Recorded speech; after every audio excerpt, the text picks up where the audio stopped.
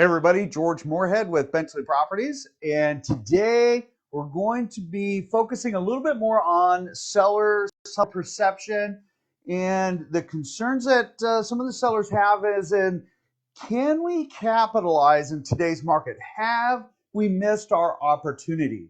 So before we get into all of that, just some really quick bookkeeping. Up in the corner there, give me a heart, let me know that you can hear me. Let's go ahead and make sure that if there's anything as far as questions that you have, just go ahead and post them and we will get back to you. We get some really great questions every single week, and it's awesome to be able to lead with generosity and give back and give you guys the information that you need, again, with no strings attached. So with that, let's do a real quick market update. Let's get an idea. What happened in the last 24 hours? So within the last 24 hours, and we have done this a few times, every time each week, saying, hey, here's what happened in the last 24 hours. Because if our market was so tragically bad, we wouldn't see very good numbers at all. So as you guys might remember, we had 220 new homes coming on market a week ago. We're at 298. In the last 24 hours, 240 homes went pending. All right. With that, sold 219. Oh, let me qualify this. This is in Snohomish, King, and Pierce County. So we're not talking about the entire MLS, which is going to be on the other side. We're just talking about 3 key counties that we do most of our focus on. Now, with that, 219 sold. That's right on par. So what's interesting is when we take a look at the prior months, we're pretty much right on target, okay? Yeah, we've seen a small decrease in some of these numbers, but when you have 219 transactions closing just in the last 24 hours, 240 homes going pending status, meaning that a buyer and a seller agreed to price and terms and their home is off market now, okay? They're under contract. 298 people said, hey, you know what? I believe in the market. We're going to still move forward. With that, thought I'd add some more little nuggets for you. We had 41 what we call back on market. And that's where the buyer and the seller, they had mutual acceptance. They were under contract. And for some reason, the sale failed. The home is back on market. Now, as you can see, that's a little bit higher for us. Normally, we don't see anywhere near as many back on market.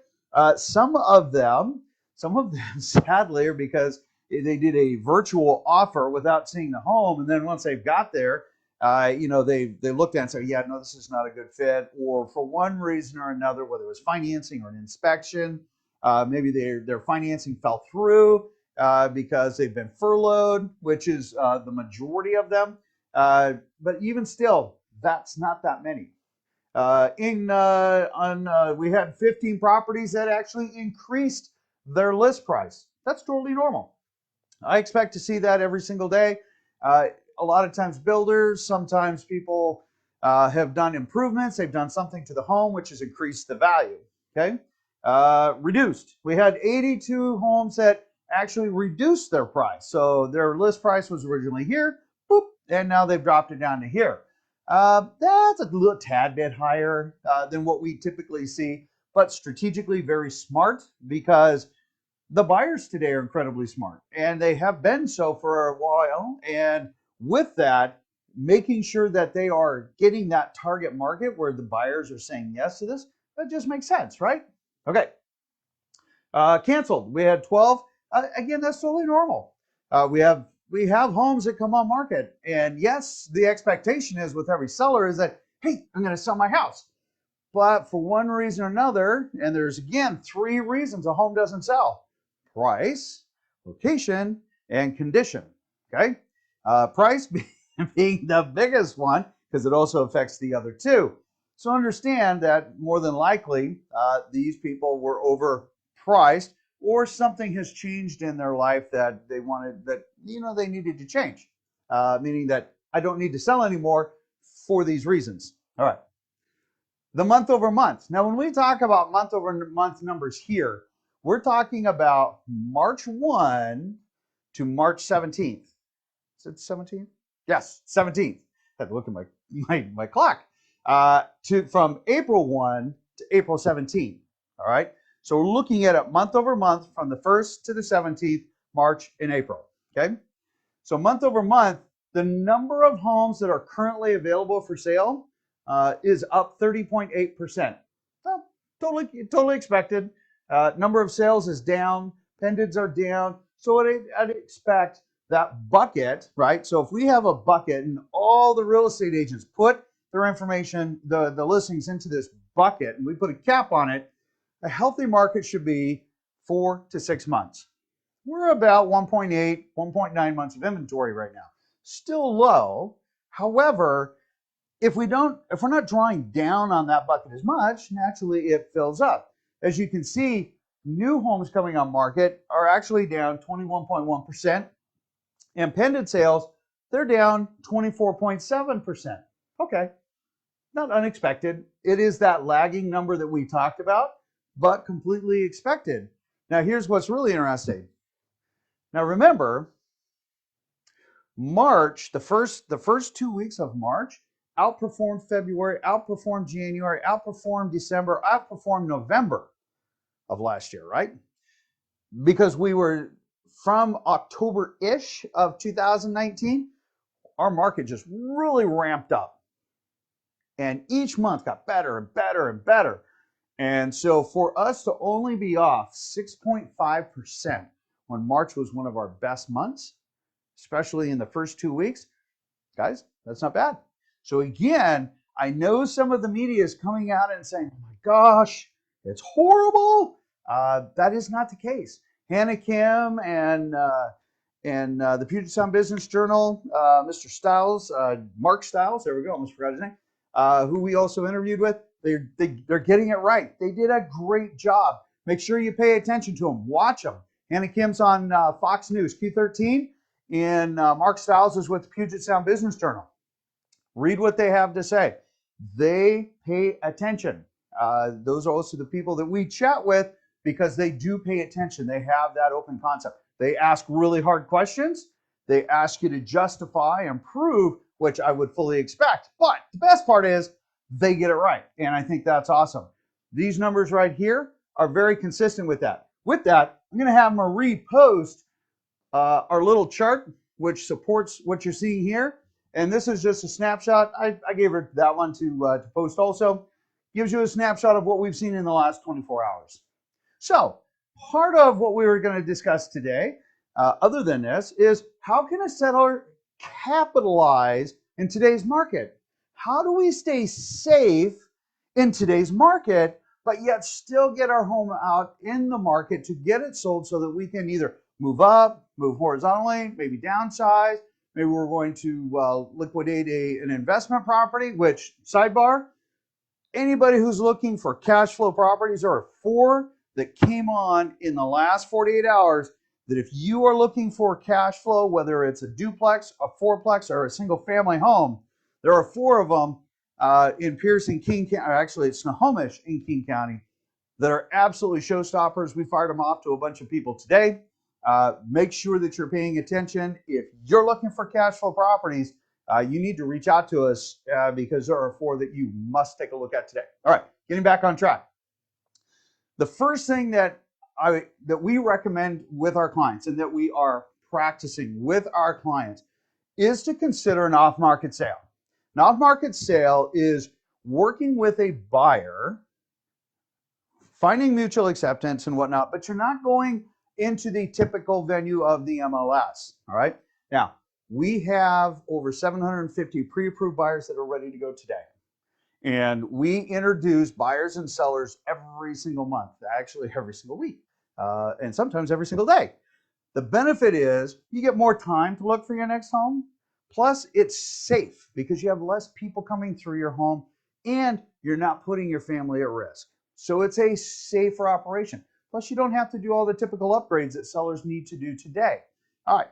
If you're interested in that, ping us, let us know. There's no cost, there's no obligation. In fact, I'll have Marie post a quick link. You can watch a video that outlines and highlights what an off-market sale program is. All right. The next option, is to do what we call a live online home evaluation, or not home evaluation, but open house, okay? The benefit of doing that is we do a Zoom meeting and we will actually have a live open house, typically from 12 to 1 or from 1 to 2. And it allows people to take a look at your home. We've got cameras set up. We walk them through the homes, and it better qualifies them. So if they say, hey, you know what? I think that is a house for me, then they are more qualified when they come out versus just saying, hey, is this a good fit for me? It's, hey, you know what? I really like this. It looks like it's got the best floor plan. I love the amenities. I like the location. It's got great natural light. Yeah, this is something we should, we need to go and take a look at. It qualifies the buyer better. And it's a great venue to get all of those people that are technically looking that, like you, are a little more hesitant about venturing out quite yet. It allows them that opportunity to see it, and we get people to re-engage, which is absolutely what you're looking for. And again, another great option. Third one is to take a look at doing a 3D type model tour. Now, yes, it takes up a little bit more bandwidth, so they take a little bit longer to load. The benefit is that from their screen, they can do like a virtual open house. Now, granted, there are some limitations to it.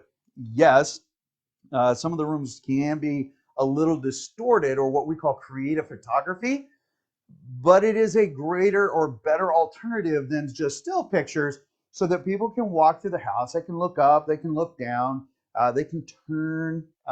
Some people do have to be careful because they get motion sick. The difference is that you can turn that feature off and just do a panning feature. And that's another great tool. If you're looking for something like that, if you're looking at doing a for sale by owner, make sure you watch our for sale by owner video, and we'll also include those links on that site for you.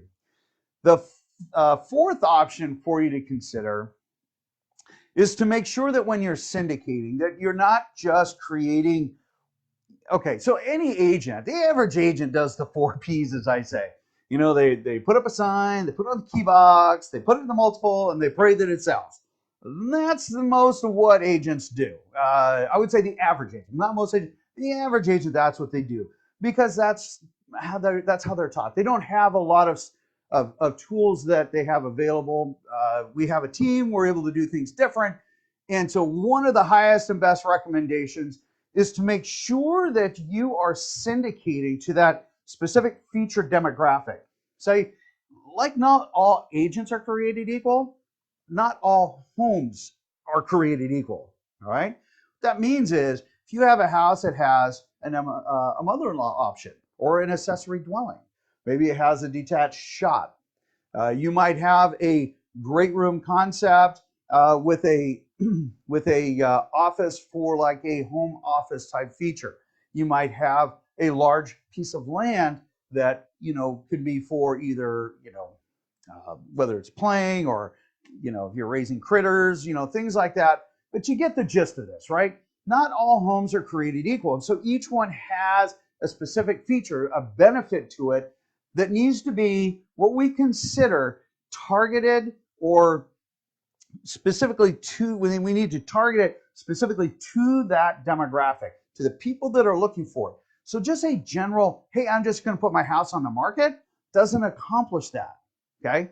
To reverse prospect, to attract buyers, you need to create multiple landing pages that clearly articulate the benefit of that feature, so that they can see basically the feature and the benefit, which then attracts them in. Now, when you do that, is there cost to create it? Yes, absolutely. That's why real estate is not inexpensive to practice.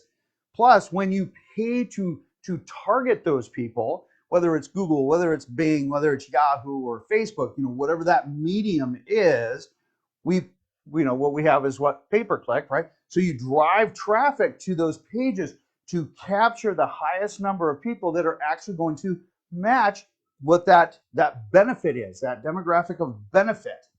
And that is probably the biggest and best attribute the agent that you work with can do, because that means that they are not just putting it out there, but they're strategically targeting people that will want to be in your house. In other words, creating that more demand. And that is really what a huge distinction is. So make sure that when you are looking at marketing that you consider all four of those options, because then it allows you the ability to make sure that you are getting in front of the eyeballs of all prospective buyers. And that is the end result. That is what you're trying to do. That is what allows us to save our sellers on average 7% more than the average agent out there. So you actually get to make more than that. So anyway, with that, if you have any questions over here, I'm going to have Marie post this information. If you have any questions for us, feel free to post the questions up. We are here for you. There are no strings attached. We've got some great training videos. Make sure that you take an opportunity to look at them, look at past market updates. You'll be able to see the same trends that we're showing you here. In the meantime, I hope you guys have a beautiful day. It did start to rain today, but it's supposed to get nice. And stay safe. All the best to you and your family. In the meantime, you take care. I'll see you on the next video.